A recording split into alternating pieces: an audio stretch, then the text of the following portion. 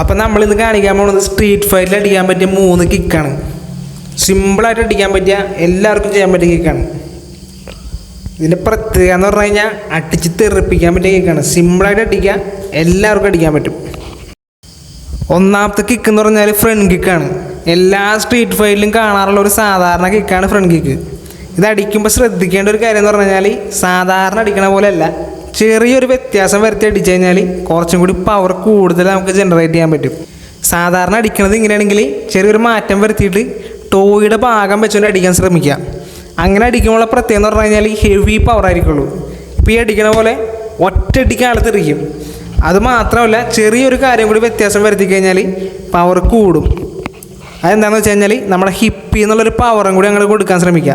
വെറുതെ നിന്നുകൊണ്ട് അടിക്കാണ്ട് ഹിപ്പി എന്നുള്ളൊരു ആ ഒരു മൂവ്മെൻറ്റ് അങ്ങോട്ട് കൊടുത്തിട്ട് പവർ അങ്ങോട്ട് ജനറേറ്റ് ചെയ്യാനായിട്ട് നമുക്ക് കൂടുതൽ പറ്റും. ഒറ്റയടിക്കാൻ ആളങ്ങോട്ട് നല്ല രീതിയിൽ തെറിച്ചങ്ങോട്ട് പോകും.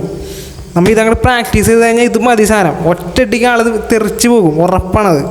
പിന്നെ മെയിനായിട്ട് നമ്മൾ ബോഡിയിൽ അടിക്കേണ്ട ഒരു പൊസിഷൻ എന്ന് പറഞ്ഞു കഴിഞ്ഞാൽ സോളാർ പ്ലെക്സസിൻ്റെ ഭാഗത്തേക്ക് അടിക്കുകയാണെന്നുണ്ടെങ്കിൽ പെട്ടെന്ന് ആളെ വീഴ്ത്താൻ പറ്റും. ആൾ തെറിച്ചും പോവും, ആൾ കുറച്ച് നേരത്തേക്ക് അവിടെ നിന്ന് എണീക്കില്ല. രണ്ടാമത്തെ കിക്ക് എന്ന് പറഞ്ഞു കഴിഞ്ഞാൽ സൈഡ് കിക്കാണ്. പവർ കൂടുതലുള്ള കിക്കുകളിൽ ഒന്നാണ് ഈ സൈഡ് കിക്ക്. ബ്രൂസ്ലിയുടെ ഫൈറ്റൊക്കെ കണ്ടിട്ടുള്ളവർക്ക് അറിയാൻ പറ്റും ഈ സൈഡ് കിക്ക് എന്താണെന്ന്.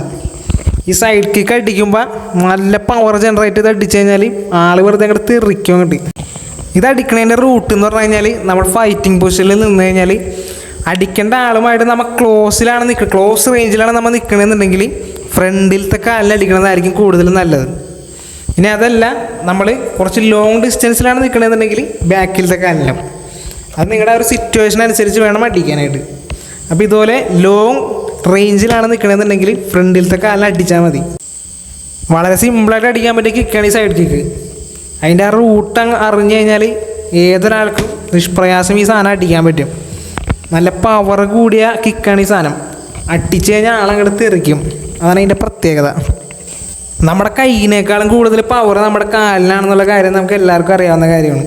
അതുകൊണ്ട് തന്നെ ഇതുപോലത്തെ റൂട്ട് ക്ലിയർ ആയിട്ട് കിക്കുകൾ അടിച്ചു കഴിഞ്ഞാൽ നല്ല രീതിയിലുള്ള പവർ കൊടുക്കാൻ പറ്റും. ഇതേപോലെ ബാക്കിലത്തെ കാലിൽ അടിച്ചു കഴിഞ്ഞാൽ ഫ്രണ്ടിലത്തെ കാലിൽ അടിക്കണേക്കാളും കൂടുതൽ പവർ ആയിരിക്കുള്ളൂ. ഇതേപോലെ സ്റ്റെപ്പ് ചെയ്ത് അടിക്കുന്ന സൈഡ് കിക്കിന് ഭയങ്കര പവർ ആയിരിക്കുള്ളൂ. ഇതേപോലെ പൊസിഷനിൽ നിന്നിട്ട് ബാക്കിലത്തെ കാല് സ്റ്റെപ്പ് ചെയ്ത് കയറ്റാൻ അടിച്ചങ്ങോട്ട് വിടുക. ബ്രൂസ്ലിയുടെ സൈഡ് കിക്ക് കണ്ടിട്ടുള്ളവർക്ക് അറിയാൻ പറ്റും ഈ സൈഡ് കിക്കിൻ്റെ പവർ എന്താണെന്നുള്ളത്. സാധാരണഗതിയിൽ സ്ട്രീറ്റ് ഫൈറ്റിലൊക്കെ ഫൈറ്റ് നടക്കുന്ന സമയത്ത് കൈ കൊണ്ടിടിക്കൽ മാത്രമാണ് 100% ആൾക്കാർ ചെയ്യാറുള്ളത്. കിക്ക് ഉപയോഗിക്കുന്നതൊക്കെ ഭയങ്കര റെയറായിട്ടുള്ള കാര്യമാണ്. അപ്പോൾ ഇതുപോലുള്ള കിക്കുകളൊക്കെ സിമ്പിളായിട്ട് അടിക്കാൻ പറ്റിയ കിക്കുകൾ നമ്മൾ പഠിക്കുകയാണെന്നുണ്ടെങ്കിൽ സിമ്പിളായിട്ട് നമുക്ക് 1v1 സിറ്റുവേഷൻ വിൻ ചെയ്യാൻ പറ്റും. ഇനി മൂന്നാമത്തെ കിക്ക് എന്ന് പറഞ്ഞാൽ ഷിൻ കിക്കാണ്. മുമ്പ് കാണിച്ച 2 കിക്കിനേക്കാളും സിമ്പിളായിട്ട് ഏറ്റവും സിമ്പിളായിട്ട് അടിക്കാൻ പറ്റിയ കിക്കാണ് ഈ ഷിൻ കിക്ക്. നമ്മുടെ ഷിന്നിൻ്റെ പൊസിഷൻ ഉപയോഗിച്ചുകൊണ്ട് ഓപ്പോണൻറ്റിൻ്റെ തൊടയുടെ ഭാഗത്താണ് ഈ അടിക്കുന്നത്. ഒന്നില്ലെങ്കിൽ നമ്മുടെ ഷിന്ന് ഉപയോഗിച്ച് അടിക്കുക, അല്ലെന്നുണ്ടെങ്കിൽ നമ്മുടെ ആംഗിളിൻ്റെ ഭാഗം ഉപയോഗിച്ചാലും അടിച്ചാൽ മതി. മറ്റ് 2 കിക്കുകളേക്കാളും ഇതിൻ്റെ പ്രത്യേകത എന്ന് പറഞ്ഞു കഴിഞ്ഞാൽ അടിച്ച് തെറിപ്പിക്കേണ്ട ആവശ്യമില്ല. ഒറ്റയടിക്ക് ആളിരുന്ന് പോകും. നമ്മൾ ഈ കിക്ക് അടിച്ച് പ്രാക്ടീസ് ചെയ്യണമെന്നുണ്ടെങ്കിൽ ഒറ്റയടിക്ക് ആളുടെ കാല് പിന്നെ അനങ്ങൂല. അതാണ് ഇതിൻ്റെ പ്രത്യേകത എന്ന് പറയുന്നത്. UFC ഫൈറ്റൊക്കെ കണ്ടിട്ടുള്ളവർക്ക് അറിയാൻ പറ്റും ഈ കിക്കിൻ്റെ പ്രത്യേകത എന്താണെന്നുള്ളത്. അടിച്ചു കഴിഞ്ഞാൽ പിന്നെ ആളിരുന്ന് പോകും. ആ തൊടയുടെ ഭാഗത്തുള്ള ആ ഒരു മർമ്മത്തിലാണ് ഈ അടിക്കണത്. ഹെവി പവർലി സാധനം നമ്മൾ ഒരെണ്ണം കൊടുത്തു കഴിഞ്ഞാലുണ്ടെങ്കിൽ ആളവിടെ ഇരുന്ന് പോകും. ഈ പറയുന്ന സാധനങ്ങളൊക്കെ ആരെയും വെറുതെ പോയി ഒന്ന് അടിക്കരുത്. നല്ല രീതിയിലുള്ള പരിക്ക് പറ്റും. അതുകൊണ്ട് റിയൽ സിറ്റുവേഷൻ വരികയാണെങ്കിൽ മാത്രം സെൽഫ് ഡിഫെൻസിന് വേണ്ടി ഇതൊക്കെ ഉപയോഗിക്കുന്നതുകൊണ്ട് ഒരു കുഴപ്പമില്ല. അപ്പോൾ ഈ 3 കിക്കുകളാണ് നമ്മൾ ഈ വീഡിയോയിൽ ഉൾപ്പെടുത്താനായിട്ട് ഉദ്ദേശിച്ചത്.